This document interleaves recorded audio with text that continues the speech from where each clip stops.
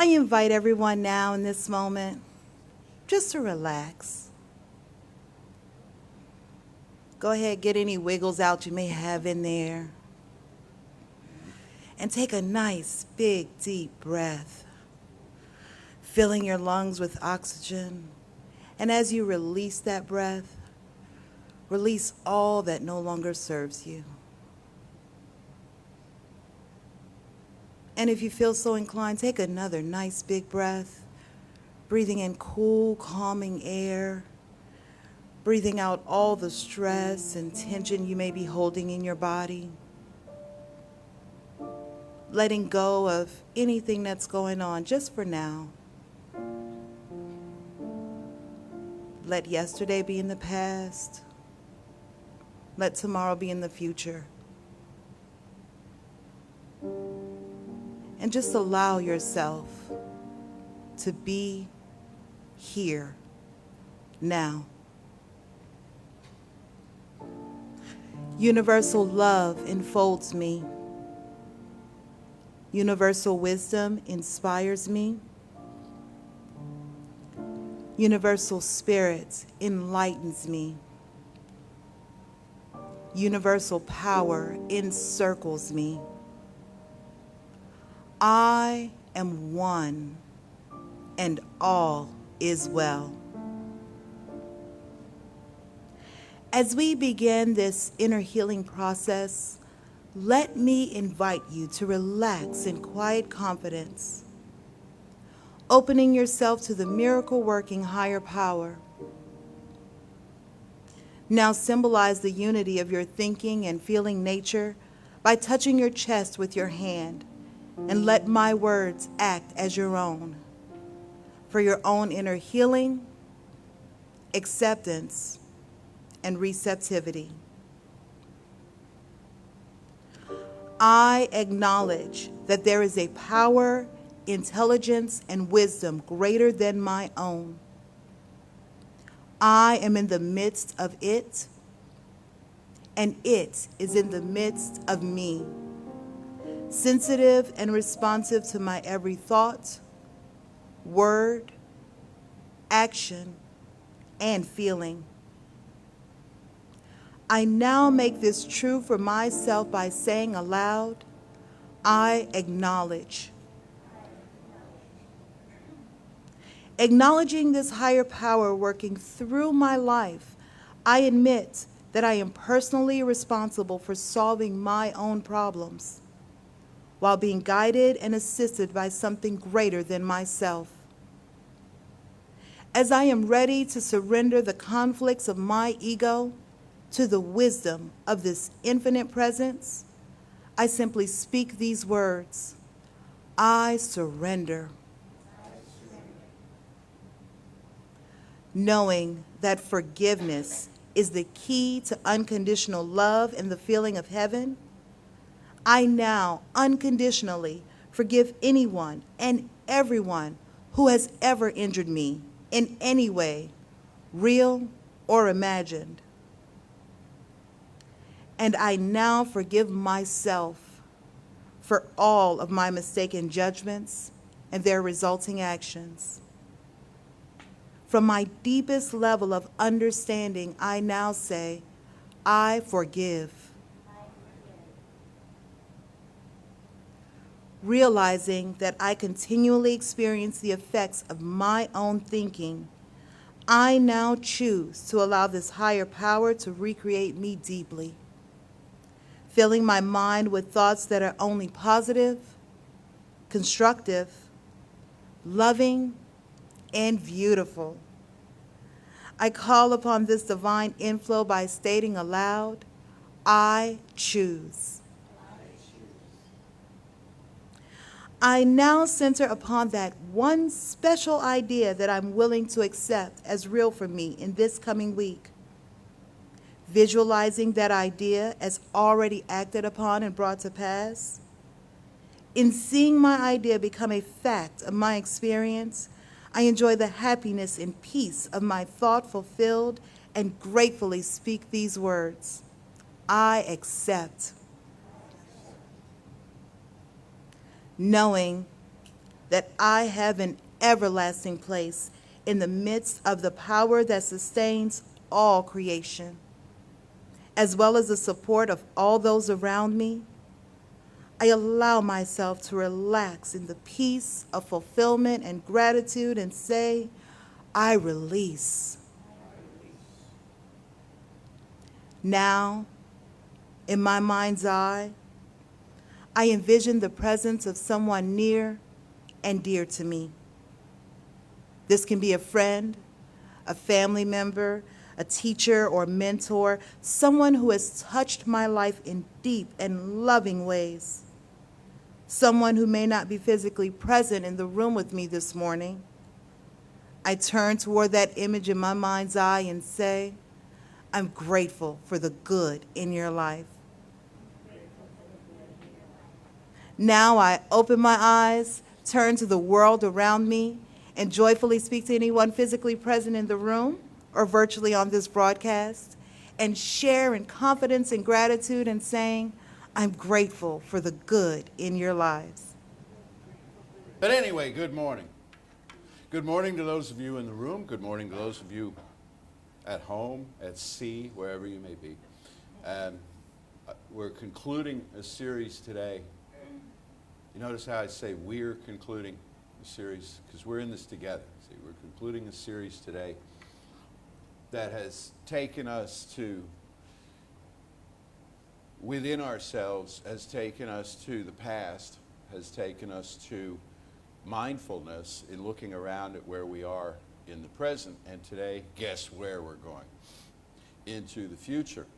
Next week, we'll start a series similar to those I do every October, which are strange. In October, I go into some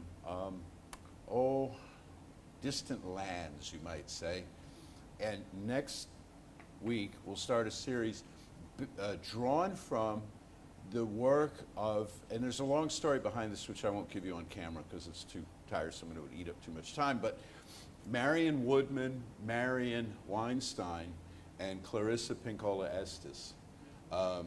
These three in particular are going to inform the talk. So the very able and ambitious team who are supporting these talks digitally right now are both looking down at their devices, no doubt finding you Wikipedia entries and so forth on these three writers. Okay, big thumbs up. So you can check them out for yourself. All I can tell you at this point, I'll get more into it next week, there's some amazing synchronicities that occurred when these three women jumped into my mind as people that I wanted to reference. I've touched on their work at various times over the past gazillion years, but when I decided to pull them together for this coming series, some amazing synchronicities occurred between the three of them. Two of them are off the planet now, but and with some writers that we've already dealt with earlier this year. It's all like it's a God thing, you might say. It all kind of comes together. But what I want to get to today has to do with the future and how we deal with that in metaphysics, particularly from a standpoint of trust. Would you like to be able to trust the process that's leading you into the future? I bet you would. And people want to know what's going to happen. And they've been asking this, we've been asking this as the human family since basically there's been a human family. We've gone to our oracles and our prophets and so on, and we've said, what's going to happen next? And every now and then we've gotten some real specific stuff out of people that either has or has not happened, has not come to pass. Or we've gotten things like the quatrains of Nostradamus that are open to interpretation, or people have gone to the Bible and they've said that what's described in certain passages in the Bible is bound to unfold in the year 2022 in the United States of America, which I find a bit of a stretch, but we always want to know what's going to happen.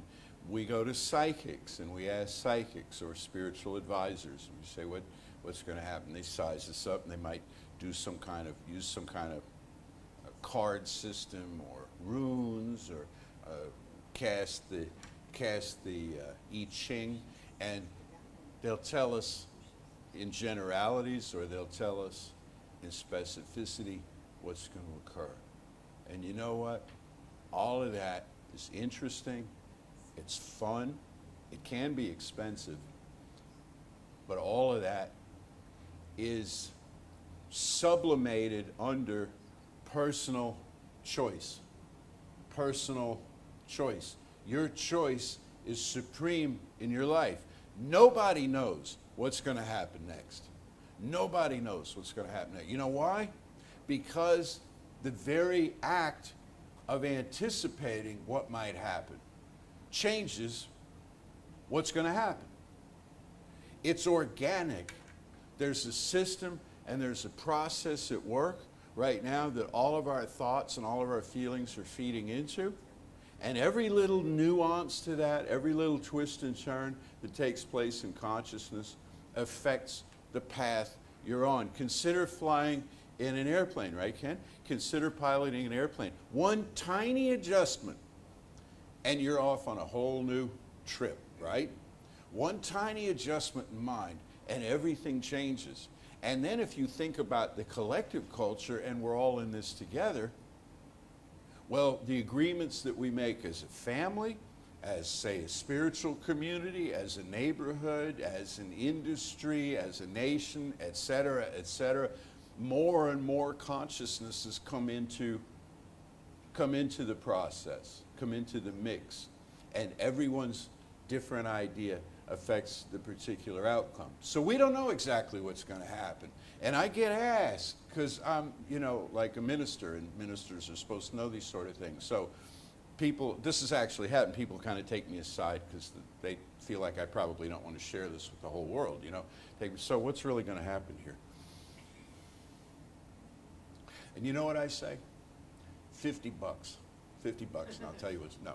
What I, for you, no, what I tell them is what I just told you. I don't know. And you know what? Like you, I'm focused on me.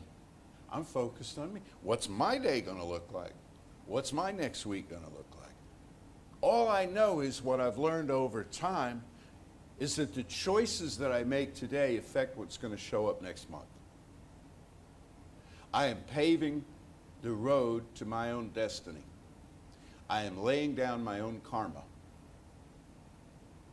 by the choices that I make. And when I say choices, I don't mean like what I'm going to have for lunch, as much as I mean the choices that I make, whether to be kind or critical, whether to judge or forgive,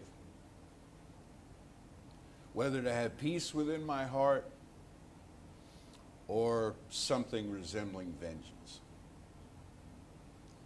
Those are the choices that affect how the rest of my week, month, year, and life are going to look. A line that I quote to you incessantly, as those of you who attend regularly will agree.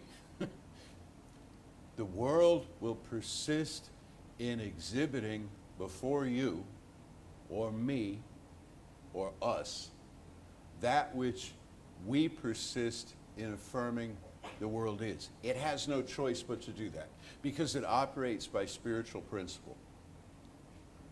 So what I anticipate the world to show up as looking like is what the world has to tailor itself to look like, at least for me. Now here's the weird part. 2 or 3 or 12 of us can be standing there watching the world unfold.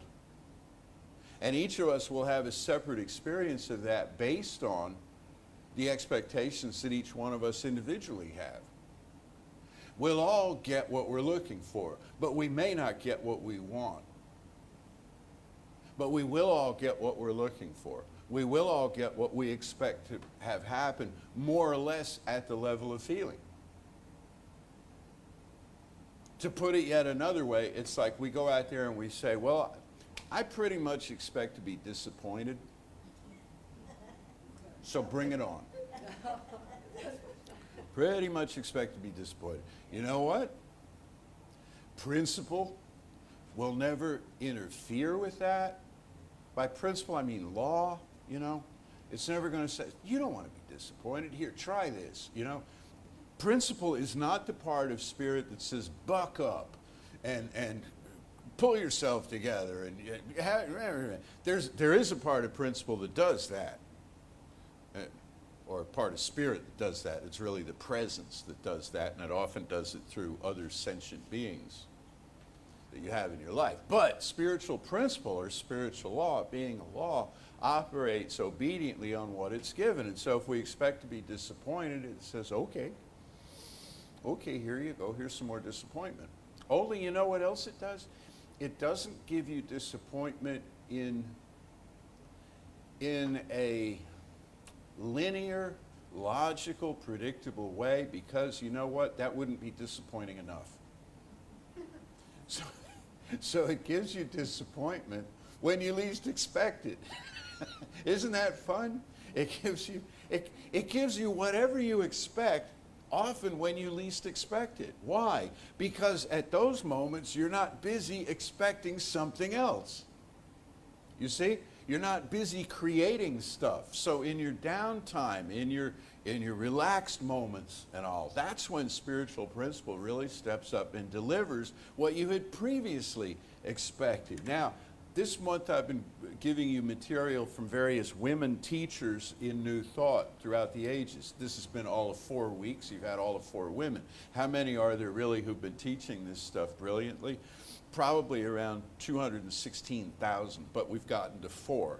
So I'm going to give you 3 more next month, and eventually and by the time I'm 212, we'll pick up with men again, you know.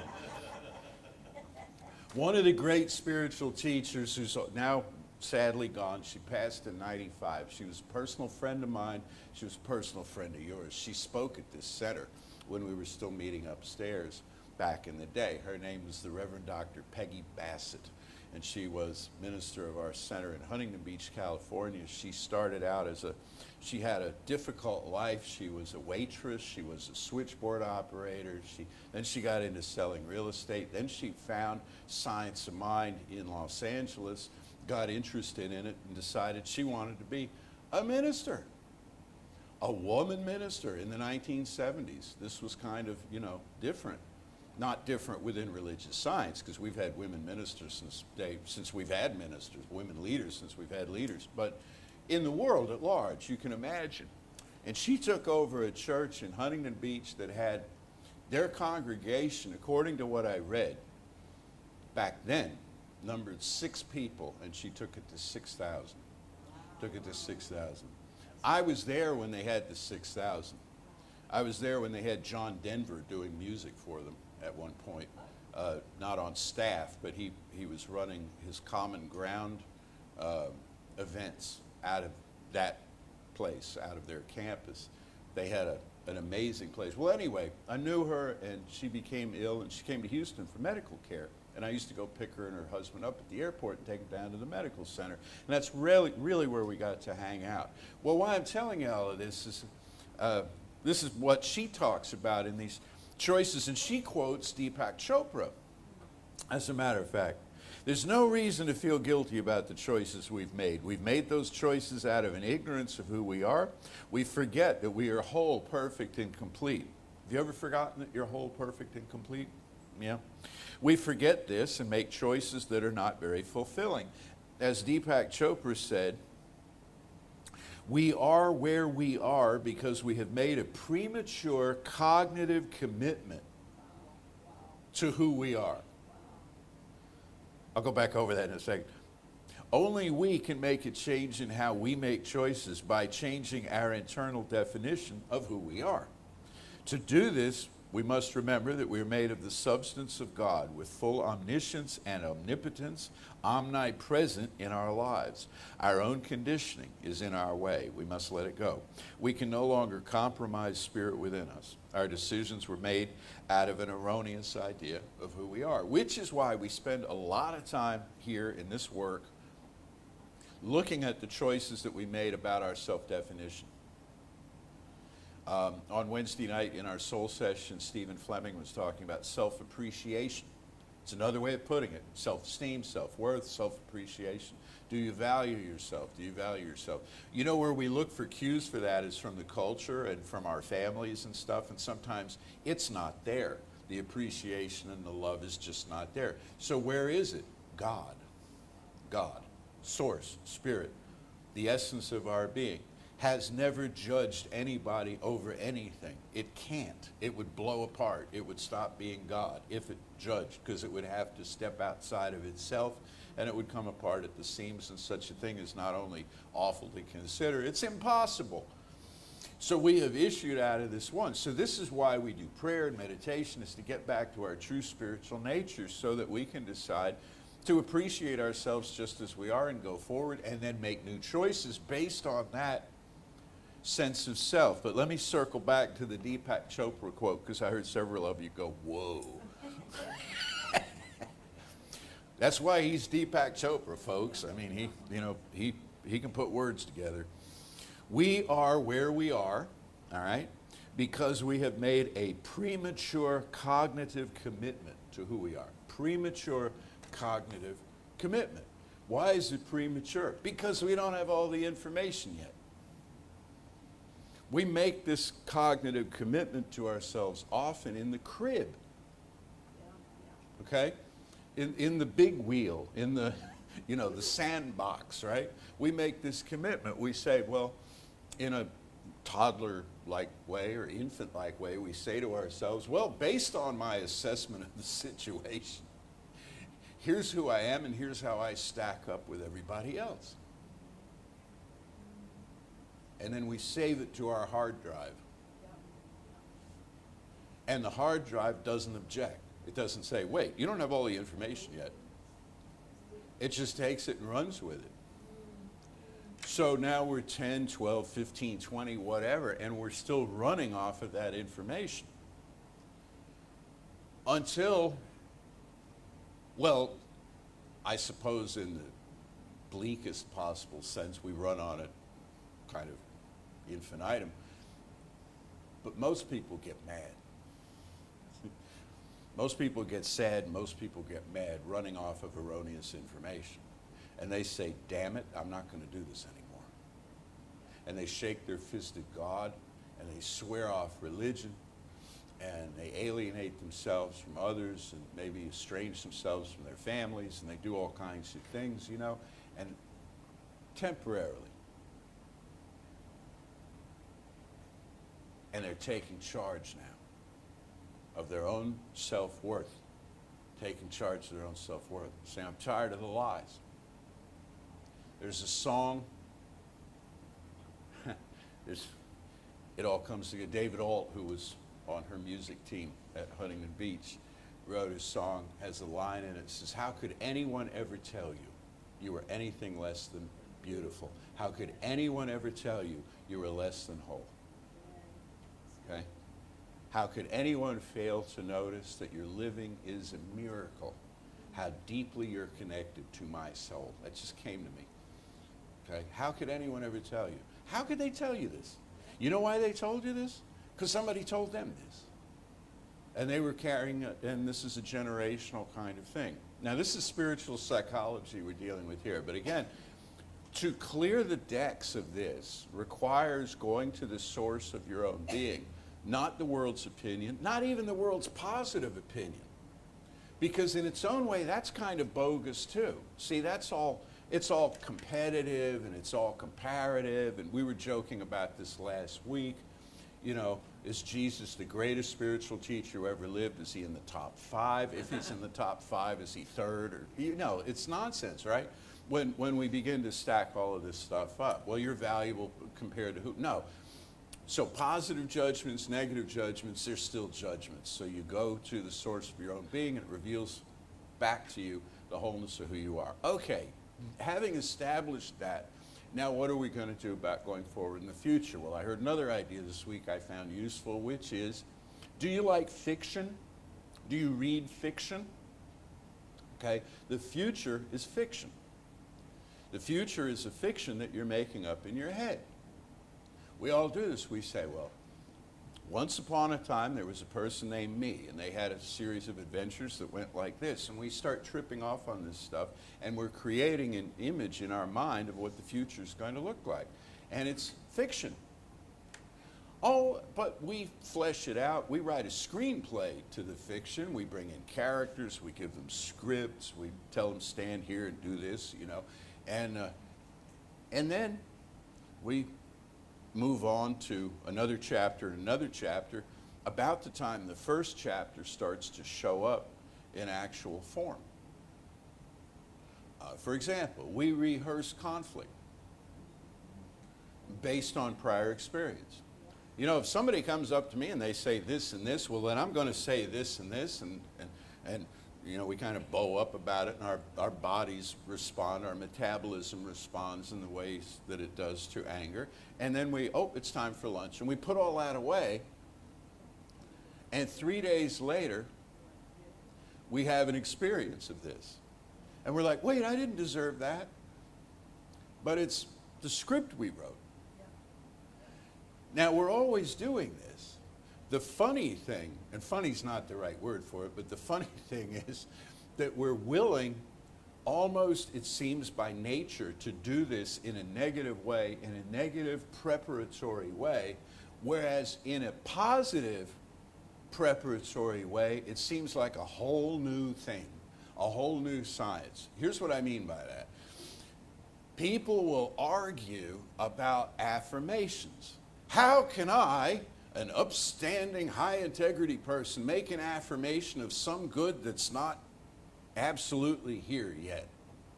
That seems blah, blah, blah, and they'll rant and rave. But the same person will sit down and create a negative affirmation, a whole negative screenplay in their mind, under the guise of being wisely prepared. Because you know you got to be ready, because people, you can't trust people, and they'll trick you, and they'll bamboozle you, and they'll hoodwink you, and all the rest of this stuff. Right? So I got to have all of this ready just in case, you know, a trap door opens under my feet. But ask me to envision a positive outcome, a joyous positive outcome, and all of a sudden it's like, wait, who have you taken me for? We're always affirming something, and we have been the whole time. We have this narration going on in our mind about how things are, and is this trouble, or is this, you see? So, relax. You're doing it already. Nobody needs to learn how to affirm. People only need to learn what to affirm. And they're not going to learn it from other people. I'm not going to tell you, nobody here is going to tell you what you should affirm. Because you know what kind of life you want. You know what's important to you. It's just like nobody's going to pick out the clothes you ought to wear, the food you ought to eat, or the kind of house you ought to live in. It's a matter of your personal style and what you want, you know. But what we will tell you is, well, there was a time when I didn't know I could create things in my life. And so I trusted enough, at least in hope, to begin to affirm something. And little by little it began to unfold. Said, the thing about affirmations is the only person who has to believe them is you. Now, if you don't believe them, it's not the end of the world, because you're kind of chipping away at your disbelief. And the only mistake that people make about affirmations, and again, it's not the end of the world, because it's all just a matter of learning as we go, but people will affirm something they couldn't in a million years believe. This is way too, I am emperor of the known universe.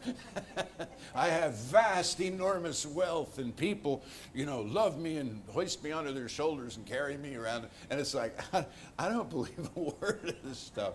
I'd love it to happen, but I don't buy it. Well, if you don't buy it, it doesn't go into law, does it? It kind of just bounces off of law. So you can start your affirmation process with today's a little bit better than yesterday was. Every day, and this comes from Oh, who did we decide it came from? Silva Mind Control, but before that, somebody else. Emile Coué, yeah. Every day in every way, I'm getting better and better. I can believe that. Another great affirmation, of course, that comes at it from a non-linear, non-temporal standpoint is thank you. Thank you. Thank you, Spirit. Thank you, Spirit, for all of this. Because the feeling that arises with the thank you and the envisioning that comes to you of what you're thanking it for is, in effect, the affirmation. So, to trust in something. Will people let you down? Yes, sometimes they will, because they forget who they are. Just like you'll let them down. And that's just the nature of human relations. Will we sometimes step on each other's feelings, get on each other's nerves, get in each other's hair? Sure we will. You know, that's just part of the human condition. That's why for ultimate trust, go to ultimate source. Go to the ultimate source. Because it will never let you down. It can't. It just simply cannot.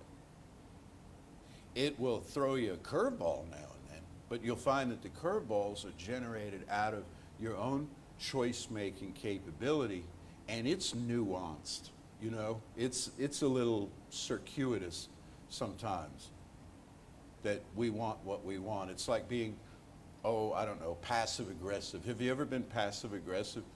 You know, there's passive and there's aggressive, and then there's passive-aggressive. And a passive-aggressive thing is like, I want you to do this for me, except I really kind of don't want you to so that I have leverage. You know? Now, dump all of that into spiritual law and see what you get. And you get a circuitous, strange sort of outcome playing back to you the contents of what you've just handed it. So we have assembled many different thoughts, empowered them with feeling, and launched them into spiritual law to show up. So it will throw you curveballs based on the contents of law. But it will never leave you. It will never let you down. It will never just walk off in a huff. And you know what else it'll never do? It'll never forgive you. You know why? It never judged you to start with. See, that's a hard one to accept sometimes, because we've heard it. It's been drummed into us since we were little kids. God always forgives. No matter the stupid, thoughtless things you do, God forgives. And there's a song, though it makes him sad. You know that one? Though it makes him sad to see the way we live, he always says, I forgive. Not my God. Doesn't make him sad. First of all, it's not a him, but it doesn't make this God sad to see the way anybody lives, because everybody is busy expressing it and learning as they go and doing something wonderful or doing something on the way to doing something wonderful. See, as we heal this world, the process, one last thing I think I'll leave you with. I want to hear some more music. The short version, the easy way, the easier, softer way, an expression that will mean something to some of you, is to have all of the world's troubles just heal. Okay? Everybody's hungry, fed. All war, over. Guns put down. You know. That's, first of all, probably not how it's going to happen. And second of all, in the process of determining that something is wrong, we grow. In the process of working on something, we enlarge ourselves. We create not just peace as stasis, as an absence of armed conflict, but we create an actual context in which truthful, authentic communication can occur. Instead of just harming people, harming the vulnerable, and suddenly not harming them anymore, we move to a larger step, which is to cherish each other.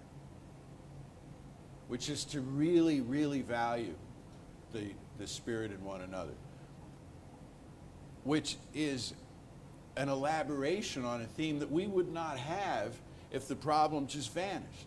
And on a personal level, that's speaking globally, but on a personal level, when you push through a problem that you have, you grow. Yeah. You know? I mean, I know it sounds old-fashioned as, well, trouble builds character, but it does. It absolutely does. It also builds compassion. Because you push through a thing and now somebody else is going through a similar thing and all of a sudden your heart's more open to them, because before that it was, you just kind of stood there obliviously, you know? And so we get to change the world. One last line. One last line. I think this is from Archbishop Fiorenza, who just passed away, who was a giant in Houston spirituality. One of the, what do they call them, the three amigos? He was when the Diocese of Galveston, Houston was elevated to an archdiocese, he became archbishop, and along with a noted rabbi, I think it was Samuel Carf, and Reverend Dr. William Lawson, pastor of, oh God, I can't think of the church.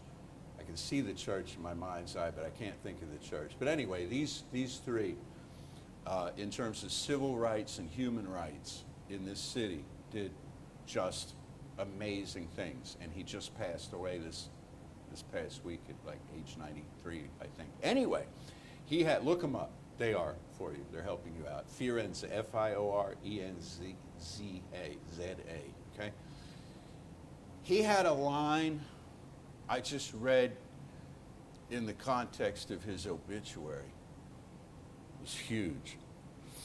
And it said this: instead of seeking to change the world, seek to have the world change you. Seek to have the world change you. And what he meant by that was, then it's not about you. Then it's not about you with your opinions and you with all of your inventory going out there and deciding how things ought to be, but instead go to where the world is and see it through teachable eyes. See it through your own vulnerability and let it change you and let it open your heart. If we do that, we're going to be fine. We're going to be fine. And this world will be, as the poets and the musicians and everybody have said for the longest time, like the New Jerusalem. And the trees, the mountains will break forth into singing and the trees of the field will clap their hands. How cool will that be? And you know when that can happen? This afternoon. This afternoon. In a private, local way anyway, as it begins to snowball for the whole human family and the family of all living things on this planet. Not too much to ask. So come back next week for some cool out there kind of woo stuff as we move through October. Useful though, useful, never just, you know, information. Name the three So, ladies again, please. say it again? Name the three ladies. The three ladies. Yes.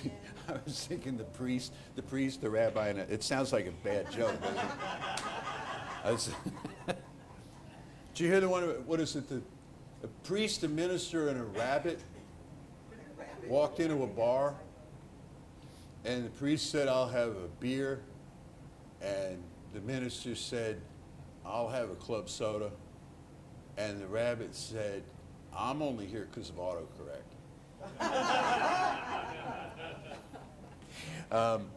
Marion, M-A-R-I-O-N, Woodman, W-O-D-M-A-N, Marion, spelled the same way, Weinstein, W-E-I-N-S-T-E-I-N. She was a radio personality on WBAI New York. She was the first pagan to have a radio show, 1972. I'll tell you more about her in the weeks to come. And the third one is Clarissa Pinkola Estes. Yeah, we found her. Okay. And she wrote Women Who Run with the Wolves and a bunch of other amazing. She's a Jungian. Woodman and Estes are Jungians, and Weinstein pretty much is too, because you You can't really be a Wiccan and not be a Jungian. Okay, so, we good? We good? All right, let's know together. One life, one power, one presence, pure spirit, everywhere, rocking and rolling everywhere, harping and fluting and pianoing and everywhere, bringing in autumn in this half of the world. And I affirm and know that as we look forward to a week of cooler temperatures, that our human family in Florida is surrounded and protected, and in Cuba and all the islands through which this situation called Ian may pass, and I affirm and know that where Fiona has passed through Puerto Rico, the Dominican, Bermuda, and on up into Canada. Helping hands are reaching out to rebuild. Light is coming back on. Services are resuming to the people. And wherever humans suffer, wherever humans struggle today, I affirm and know that the very power that made them is resident within them and resident within those serving them. Just as I know that for each one of us here where it's not raining and it's not storming and the lights have not gone off, where everything is just fine, I affirm and know for each one of us that something takes the place of our anxieties. Something takes the place of our combativeness. There's a stillness and a serenity that comes over us, a serenity coupled with activity, because it's not torpor, it's not inertia. It's a serene sort of balance that enables us to get good things done. And I claim that in this week to come that begins right this minute, we are deeply effective human beings. Deeply conscious, deeply kind, deeply loving. Bringing all sorts of amazing things to pass. For this knowing and its manifestation in form. Everywhere we turn, I am so deeply grateful. I release this word now into spiritual principle, calling it done, and so it is. Well, before I say that, let me welcome everyone else back again. We love you. We appreciate you as well. And I thank you for all of your gifts that you give to us. Your love, your energy, your support, your physical presence, your monetary donations, everything you give to this center is so greatly valued and appreciated. We love you and we thank you for being here. And now we invite you to say with us, divine love through me blesses and multiplies all the good I am and have, all the good I give and receive. I am prosperous now, and so it is. And then I'm going to give you my favorite, in my case it is a meme, about trust before I turn you loose. And it's about a bird sitting on a branch. A bird does not have to trust the branch that it is sitting on. If the branch breaks, it's no big deal because the bird trusts its wings. Whoa. Do your inner work, and then it won't matter what other people do. You will fly. Trust your own wings. Yeah, well done. Okay, I didn't create it. It's just my favorite. So I'm not going to take. I did memorize it. I'm not going to take credit for it, but it is my favorite because if we're going to talk about trust, that's where it is. Trust begins and ends right here, right here. So in that knowing, I'm going to know that there is one power, one presence, one life, one love. And each and every one of us, we live that life. We are that presence. That power flows through us. And we are that love. We are that divine channel through which love enters into the material plane. And when we are open, amazing things happen. So I invite you now to open to that flow of love, to become what the world needs of us. If we are going to let the world change us, it will change us for the better, because we are going to let that love flow through us. And as that love flows through us, it heals us and enters into the world in amazing forms. So as we wrap our minds and our hearts and our consciousness around the people in the path of Fiona, we know that those resources, that love is already on its way.